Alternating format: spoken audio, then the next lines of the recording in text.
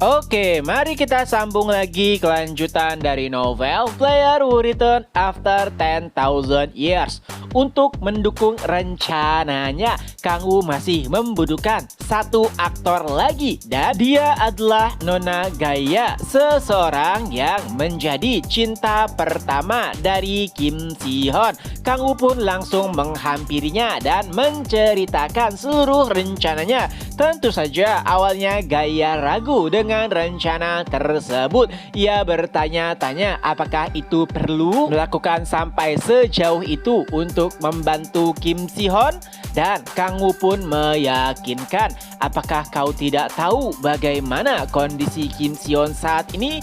Sebenarnya seluruh tangannya telah pulih 100%, tapi ia masih belum bisa memegang pedang. Itu semua karena trauma, dan rencana ini pasti akan membantunya untuk bangkit lagi. Gaya kembali bertanya, tapi bagaimana jika rencananya gagal?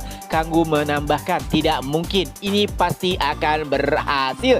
Ya, Kang Woo tahu benar bagaimana sifat dari Kim Si Hyun. Jadi saat sesuatu yang buruk menimpa seseorang yang ia cintai, pastinya itu akan membangkitkan seluruh kekuatannya. Dan pada akhirnya Gaya pun setuju.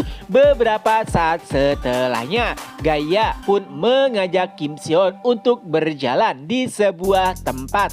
Tentu saja awalnya Gaya hanya memberikan motivasi kepada Kim Si Hyun. Ia juga menceritakan bagaimana kisahnya untuk bisa bangkit semenjak ia kehilangan kedua kakinya. Dan di tengah-tengah perbincangan tersebut, mereka pun merasakan aura iblis yang kuat. Ya, itu adalah Barrock yang telah diubah kondisi fisiknya menggunakan kemampuan dari Lilith. Seluruh tubuhnya memiliki tentakel. Ia menjelaskan kepada Kim Si Hyun dan Gaya bahwa ia adalah anak buah dari Satan. Dan tidak hanya Barrock yang menyamar, pasukan undead yang dibangkitkan oleh Balzac juga ikut melakukan penyergapan tersebut. Tentu saja tidak banyak yang bisa dilakukan oleh Kim Si Hyun saat Barrock dan juga Balzac mulai menyerang keduanya. Nyawa Gaya terancam.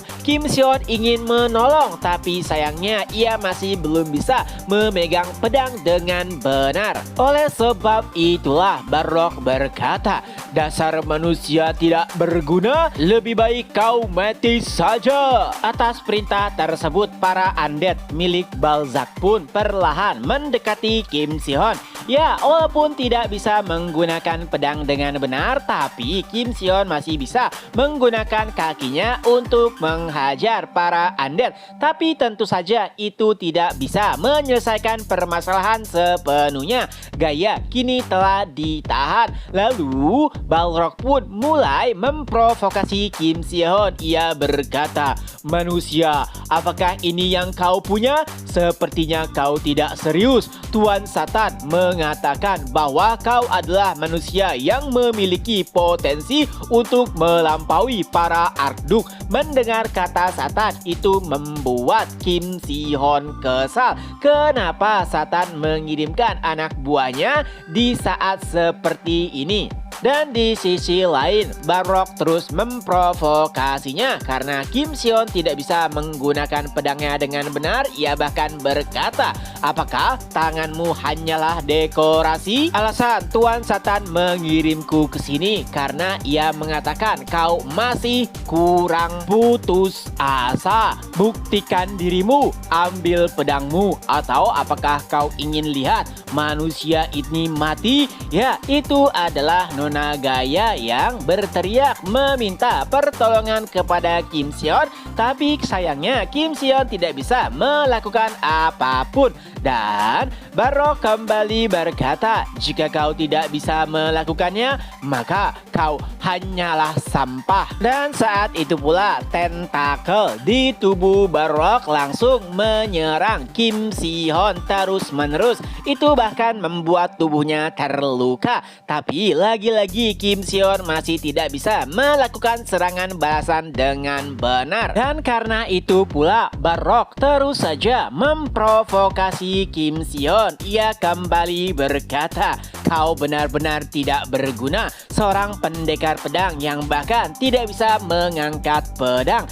Adapun gaya, ia juga mengeluarkan beberapa kata-kata untuk membantu Kim Si-hyun. Ia berkata, "Kim Si-hyun, larilah, aku tidak apa-apa, selamatkan saja dirimu." Tentu saja itu memukul harga diri Kim Si-hyun. Seseorang yang seharusnya ia lindungi malah memintanya untuk melarikan diri agar selamat. Dan Barok pun mencekik leher Gaya karena terlalu banyak berbicara hingga pada akhirnya Gaya pun pingsan.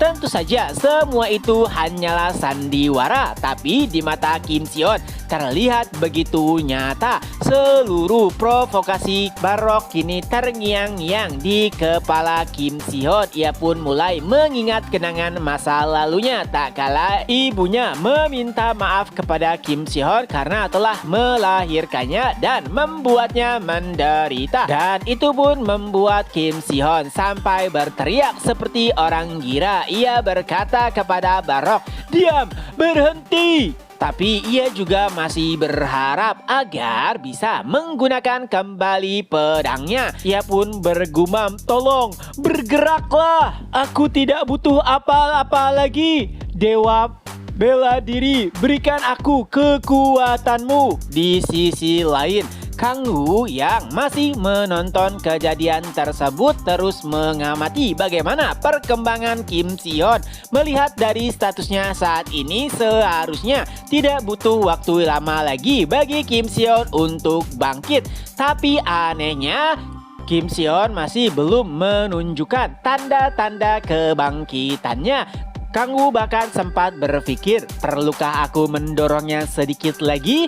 Tapi setelahnya tiba-tiba aura iblis mulai keluar dari tubuh Kim Si-hyun.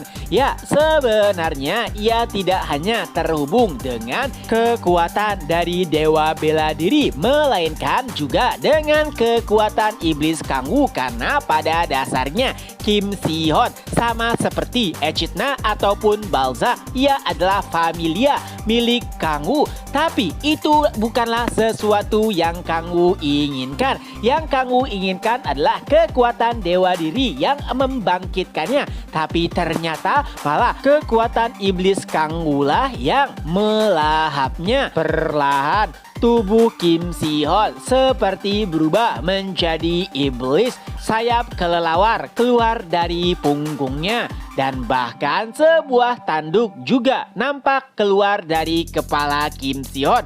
Melihat hal tersebut tentu saja malah membuat Kang Woo panik. Ia pun berkata, "Tidak, kenapa kau malah jatuh? Dasar tolol." Dan chapter pun berakhir. Nah, itulah kelanjutan dari novel Player Who Return After 10,000 Years. Semoga terhibur. Ketemu lagi di next video. Bye-bye.